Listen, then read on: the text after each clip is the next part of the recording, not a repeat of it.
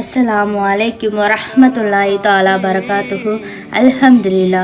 ஒரு நிகழ்வு பற்றி காண்போம் இன்ஷா அல்லாஹ். நபி மூசா அலைஹிஸ்ஸலாம் அவர்களின் காலத்தில் ஒரு பெண்மணி அல்லாவிடம் கையேந்தி, யா அல்லாஹ், எனக்கு குழந்தை இல்லை, எனக்கு சாலிகான குழந்தையை தா என்று அழுது துவா செய்தார்கள்.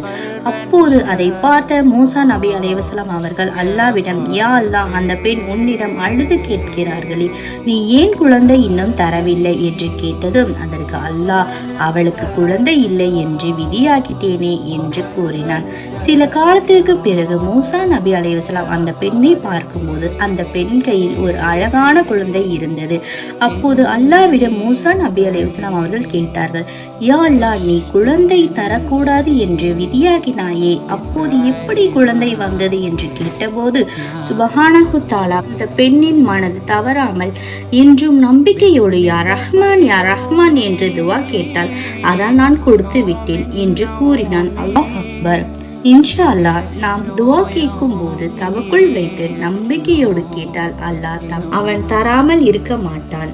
அல்ஹம்துலில்லாஹ். அஸ்ஸலாமு அலைக்கும் வரஹ்மத்துல்லாஹி தஆலா பரகாத்துஹு.